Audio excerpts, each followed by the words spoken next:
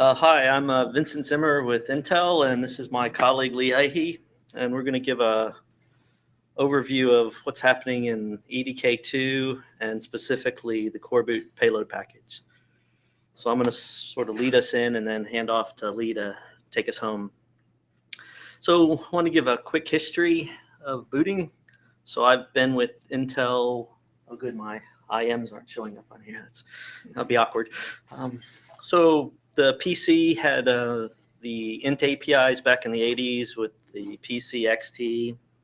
That's what DOS and operating systems since then depended upon. So we sort of look at booting from two perspectives: the interface to operating system loaders, and then how you build it. So the PC BIOS had the int calls back in the 80s. Back in 98, we were challenged with, beginning with Titanium, on how to boot. Our original proposal, we had this firmware infrastructure called SAL, and we invented this thing called a SAL proc, where we encapsulated the int calls. So we said to talk to your block device, you do a SAL proc hex 13. Some OS vendors weren't too happy with that. They wrote some dirty words on the spec. So that's where EFI 102 came around. If you guys ever worked on ARC, on the DEC alphas, the ARC firmware, C-callable interface, it sort of gets the OS loader off a fat formatted partition, and then firmware variables that contain policy that tell the firmware where to boot from, how to behave. So the EFI spec came around in order to provide operating system loader interoperability. In the early 2000s, we had, originally with EFI, we had a sample, which was just EFI that you'd put on some other underlying firmware. We defined some specs in the early 2000s on how to build the firmware. Then we donated the EFI spec to the industry in 2005. And now, fast forward to 2016, we are at the UEFI 2.6. Those framework specs are the PI 1.4. The UEFI forum now looks after the ACPI specification. And then we have something called the EFI Developer Kit 2, which I'll talk about in a second here. So that's a quick run through history. And part of my job is work with standards bodies, but part of it is also work with communities on how to build the standards. And again, we look at EFI as principally a way to have a fixed OS interface. And why that matters is if you look at RHEL, Windows, a lot of these long-term support OSs, they want to deliver an OS for, say, 10 years. And their kernels, they want to be built upon a consistent platform interface so that when they do successive OS updates, the large catalog of platforms in the ecosystem, it should work. So standards to us are about consistency of the platform. If you've noticed, the ARM community with AArch64 is moving to UEFI ACPI for some of those similar reasons. PI are some standards underneath on how to build it. ACPI is the preferred runtime interface. Although you'll see a few runtime calls in the UEFI spec, we believe ACPI should be the runtime environment, interpreted bytecode, static tables, not having to share the runtime host CPU with the operating system. That's really hard. I've heard Ron talk about that before. I agree. Let the OS have the platform, but for some historical reasons, we still have a few native callable interfaces. But believe ACPI should be the answer. The DMTF for management information, how to push that up. And then the trusted computing group is another one, how to talk to standards-based crypto. So that's standards, that's how you get consistency, so the OS doesn't have to worry about the provenance of the platform or the vendor, and you can build a binary OS distro that should just work on given platforms. The EDK-II, we started this. I know there were some comments about the early Chromebook based on EFI, EDK. That was the original EDK-I, which was sort of a monolithic tree. So a lot of the community feedback around building EFI and some of the challenges. So we sort of have EDK-II is the EFI developer kit. It's now on GitHub, and it introduced a few technologies like packages. So you can deliver, say, for a specific platform, you can segregate the code and binary for that platform in a package, combine it with the core, that's a separate package. So packaging is a way to sort of compose different parts of the tree from open source, closed source. PCDs, very flexible configuration. They can either be at build time, like ifdefs, sort of like the kconfig, or at runtime. And then something that's been a challenge, but we're not happy, but we fight to continue is cross-platform build. So we keep the subset of ANSI C, so we can build on OS 10, Windows, Linux, GCC, CLang. Don't have any compiler-specific behaviors in the code. So keep it as pure C code that's portable across a lot of environments. But again, EDK and EFI, these are standards on how to boot. EDK-II is one way to build that implementation, but the EFI spec itself doesn't really dictate how you build it. So the spec itself is a pure interface. We happen to have an open source implementation. You can build EDK-II on FSP, just like you can build coreboot on top of FSP. If you watched our open source, or pushed up some code for Braswell, that's all open source other than the FSP. So from an openness perspective, very similar to some of the coreboot Braswell work. But again, it's just one modality to build a platform. And what we're really interested in is being more open, making things easier to use, standards when it makes sense, when you want consistent OS interoperability. But again, this is sort of composing the EFI interfaces on a pure sort of EFI-based stack, and that's not the only way.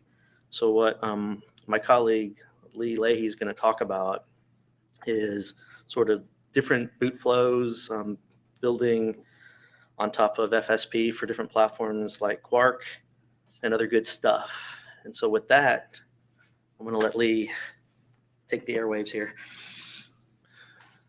So one of the things that was introduced about 3 years ago is FSP.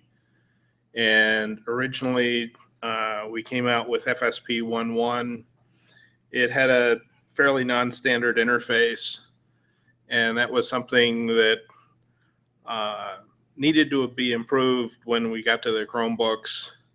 And we got a lot of help from Google to redefine the interface to get something much better for the Chromebooks and future. And then as we are in the process with Apollo Lake now, we're in the process of updating that interface again, removing some of the requirements that we had with FSP 1.1. And Gary's presenting a talk later this afternoon on FSP 2.0, and he'll get into more details there. FSP itself is supposed to be platform independent.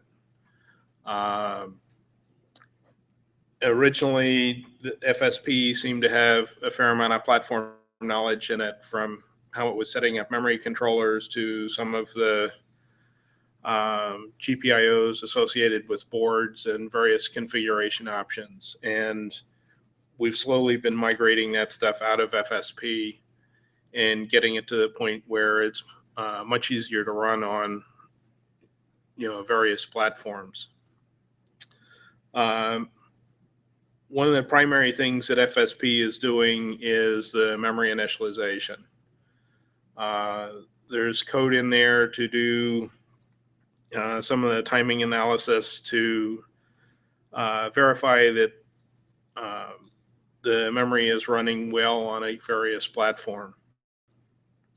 This is something that's typically only done during the first boot, and then after that the parameters are saved away and replayed for subsequent boots to allow the platform to boot much faster.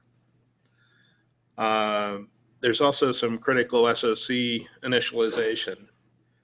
Intel has gone through and decided, at least for the Windows space, that there are certain things that they really want locked down on the platform. And this is stuff that they've baked into FSP to verify that it's happening even for non-Windows platforms, to try and make those as secure as possible. And And then I've got a link here for how to build FSP for Quark. We've got Quark has an open FSP source. And right now it's the first source that's available that's truly open for FSP. And now I'm going to get into the Coreboot payload package. This is a payload that is something that Coreboot can load. It's built from the EDK-II sources, and it has a lot of generic support in it. So it's supporting a bunch of disk types. SATA, SCSI, eMMC, SD, USB, flashes. It supports a graphics output protocol to support graphics on the various platforms. Serial output for its debugging and potentially the user interface. It supports the various flavors of USB 1.1, 2.0, 3.0. Interacts with keyboards and hubs and other various devices. And then the other thing it has is a boot device selection phase. So you can support selecting various boot devices on your platform to boot various OSs. And then finally, there's an EDK-II shell, which gives you a command line interface to interact with the EDK-II.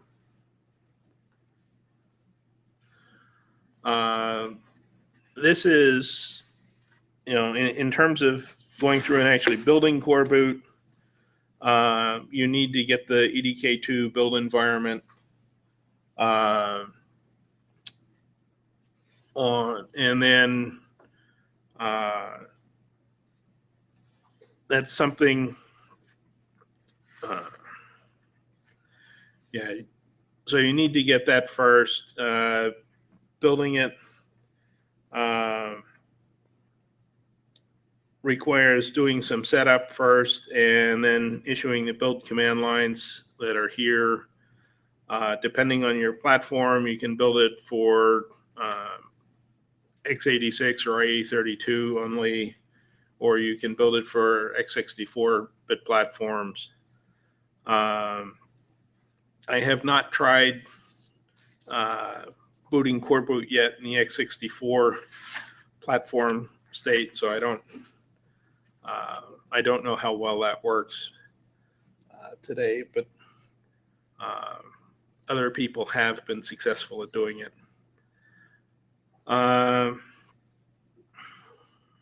What else? Integrating it with Coreboot. The actual image is a binary file, but it's treated as though it's an ELF image. And when integrating it with Coreboot, it takes several seconds for Coreboot to figure out what it is and how to plug it in, but it seems to do pretty well in doing that. I'm also working with Martin to try and get the Coreboot payload package treated as a equal compared with the other payloads that are out there today. And Martin's got a patch up there today that is, getting there, and hopefully we'll get that checked in the next week or so.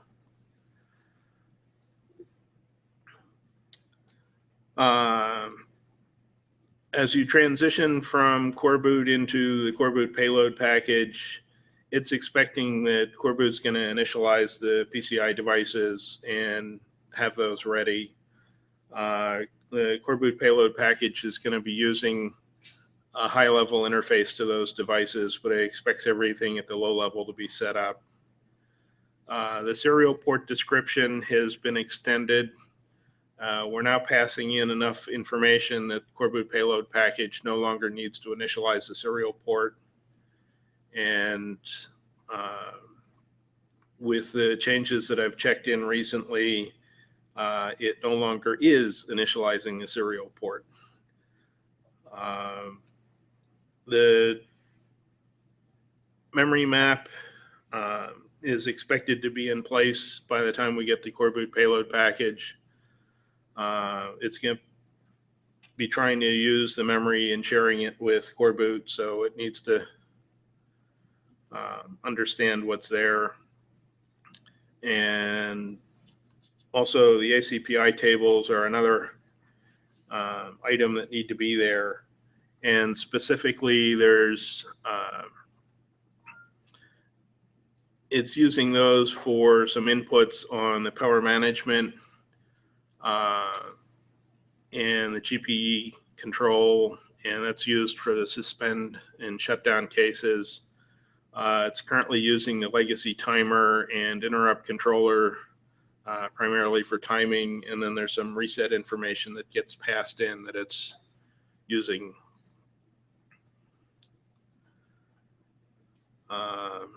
And then Vincent, if you want to come back up here. So the challenges that we have are kind of how to share some of the stuff between coreboot and UEFI if we're trying to boot OSs beyond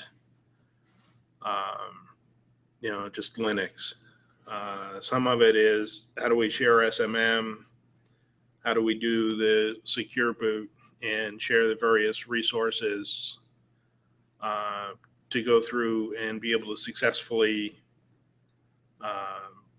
handle the secure boot. Now, in this case, it's a non-volatile storage that needs to be preserved for various variables and for the memory configuration for fast boot. And in the case of the flash, it's things like AB recovery. How do we deal with that? Right. So yeah. So as mentioned earlier, to us, EFI is an interface standard. So operating systems now depend upon things, or A-class operating systems depend upon things like UEFI secure boot. Through sysfs, they have a way to peek and poke these UEFI variables. They have an expectation of how they'll be protected.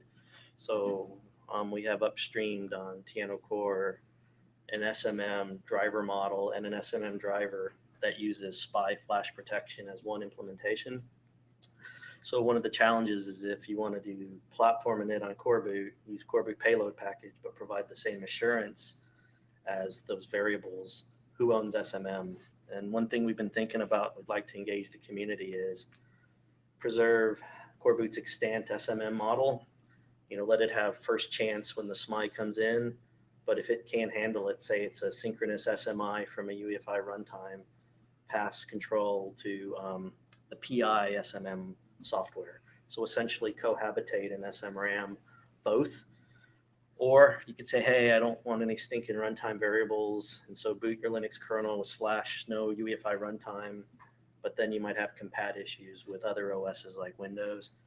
But we definitely would like to talk to the community about if we were to share SMM, not arguing it's the right business approach, but more from a technical, what's the right way from a software perspective to do that? So could we accrete something into the payload package or something into the RAM stage about a hook into the PI SMM as one example of a discussion we'd like to have. Again, we're technologists here. We're not marketing guys, so we're not making any value claims on these things, but these are sort of business constraints we have today if you want to provide EFI spec compatibility with some of these features. So that's something we've done some work internally, but we'd like to open the discussion up to the coreboot community. So either you have feedback now or talk to us later, or you'd like us to drive this as a mailing list discussion. For us, all of those are fine next steps.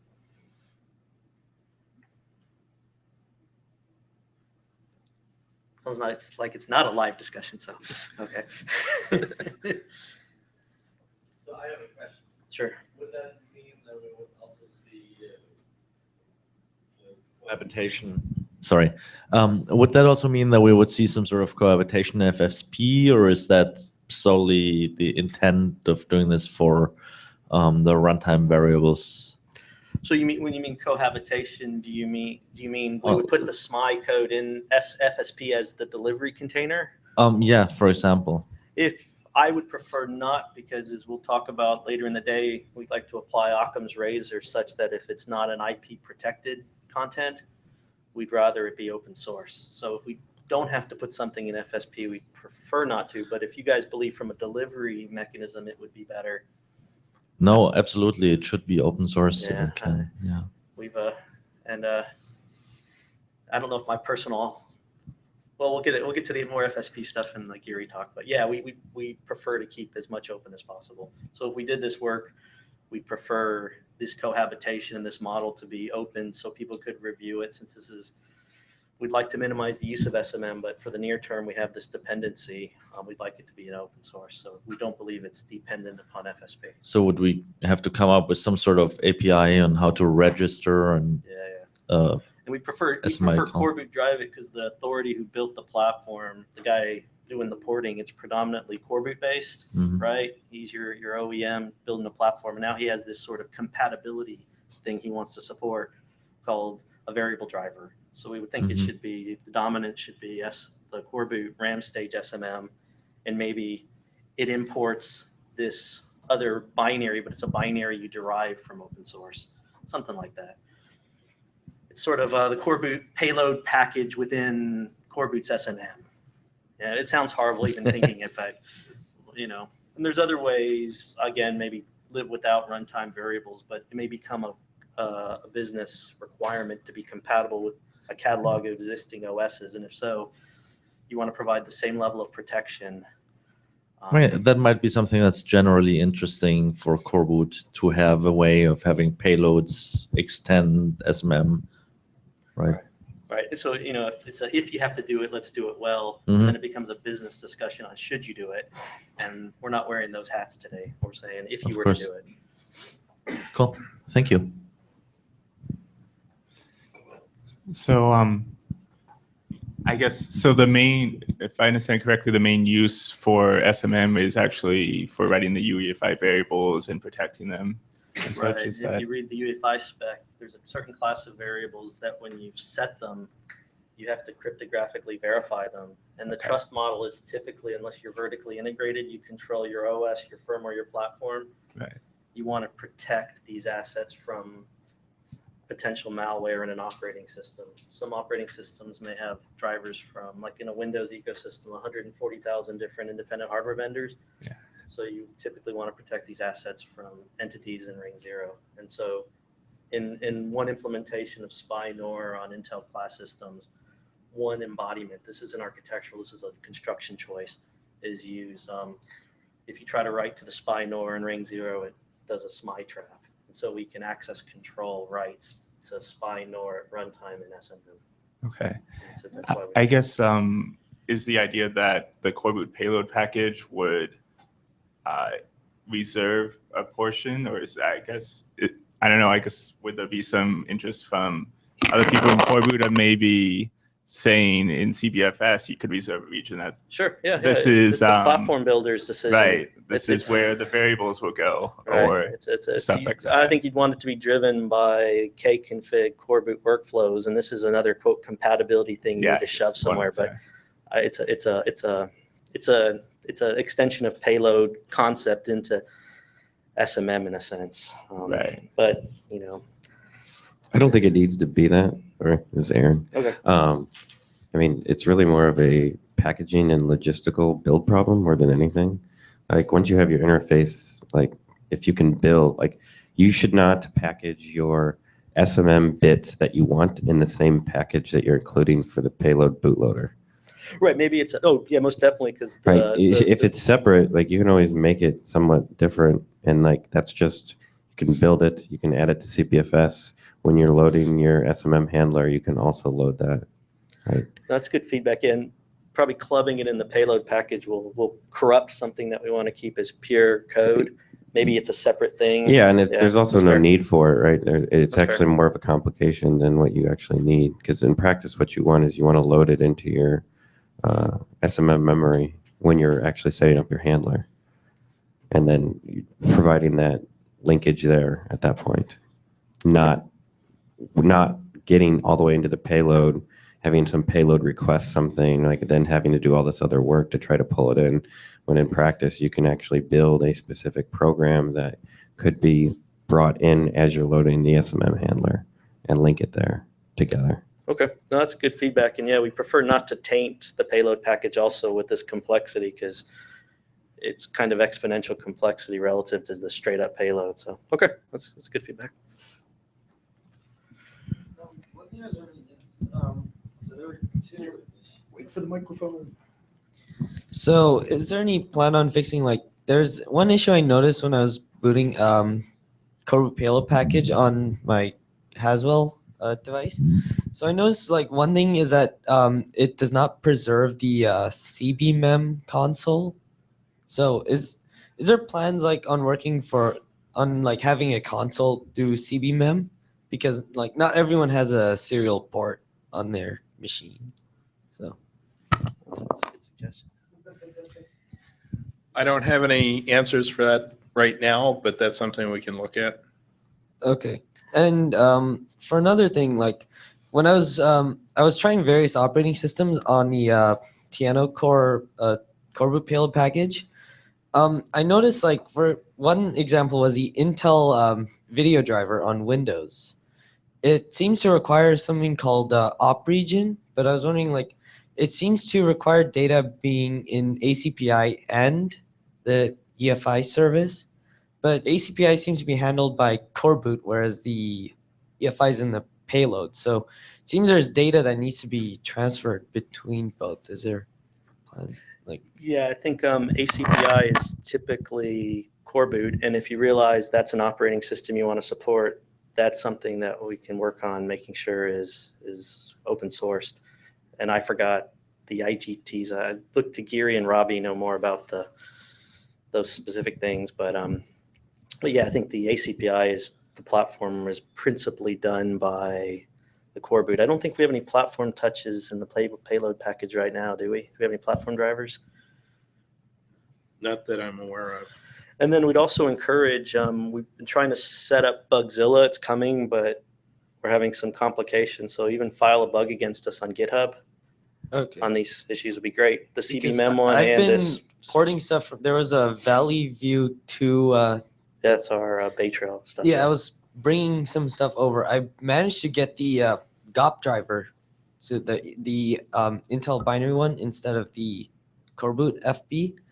But I noticed I was having issues with the Windows video driver, so that's why I'm still running CBIOS. Okay. For Windows graphics driver, you need to have IGD op region object defined in ACPI space, right? Which you have to do that in Coreboot. Right, that's what the Windows graphics driver needed. For Linux graphics driver, it doesn't need the IGD op region. So that's what you need to do if you want to boot Windows and have graphics. Oh, I've actually implemented that like region in memory, but I think there's some ACPI function calls that have SMM callbacks in there. Okay, so yeah, that could be an implementation issue. There's IGD OP region spec out there. I think that's public. Yes, it's public. I think the public? Linux guys made it public in 2008, and we're talking about open sourcing some of the bits. Right. So you need to follow that spec and then see what's missing there. Basically. Okay. Yeah. But yeah, file bugs against us and get on the mailing list. BP, you're doing good stuff. So yeah, we'd love to, like the CBMEM and this, if we can help. Yeah, these are good. Glad you're actually doing stuff with the technology. Yeah, one thing I found that was a bit ironic about the Tiana core payload was that the Windows video driver didn't work, but I guess this might be a little bit out of scope, but I tried Hackintoshing on top of that. I actually got macOS to boot and run successfully on it, even though Windows was having problems. I have no comment on that. So okay, yeah, that's good I feedback. found that was interesting. Oh, cool.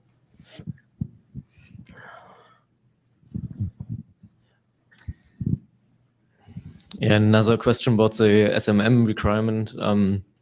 is it really necessary to use the SMM for updating variables, or are there other options? I mean, like you could just give ring 0 the option to write a region in Flash and do the checking and updating on another boot. Sure. That's a good question. So are there options other than SMM?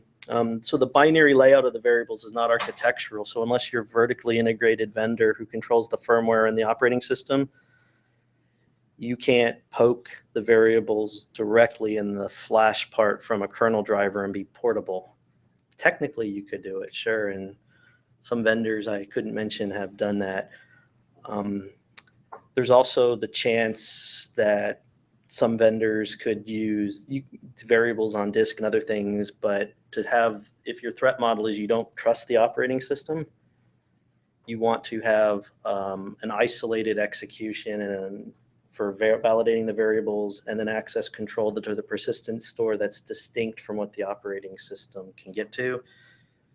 You'll probably notice there's some open source implementations on some eMMC-based systems where they do RPMB is managed by OS, but SMM works with the OS driver to do the variable writes, but it still has SMM as the guard doing the signing. So the short answer is no, there isn't a practical near-term one, but we'd love to get SMM out of the flow. It's just a circa 2016 fact about supporting the UEFI spec. We have to build it that way. I'm not happy, but that's living in, you got to live in the house you're paying for today. So that's how we are in 2016. Yeah. But we'd like to get it out if possible. Yeah, SMM is, because of its God mode-like capability and a lot of the bypass attacks is something you don't want to do more things in if you don't have to. We prefer not to, but today we have to, based on platform construction and some of the obligations of the UEFI spec around the variable interface. We rather, if we did it again, would be something like our capsule update interface where we post the request that gets honored on a reboot, because when you reboot, it's like a syscall in the firmware. It's very high integrity. The firmware owns the machine. It owns all the hardware. You sort of go into a lower integrity environment. You run third-party option ROMs, third-party OS loader, or kernel with tens of thousands of drivers. The kernel ostensibly owns the hardware. It really sucks writing code that has to manage a piece of hardware as distinct from the OS's ownership of the hardware. So it's the variable API is the problem, and this is how we respond to that problem today, using SMM as our isolation, which is ACL to the spinor, which is a separate hardware part that the OS shouldn't touch. But yeah, I don't like it. You can quote me on that one. Yeah.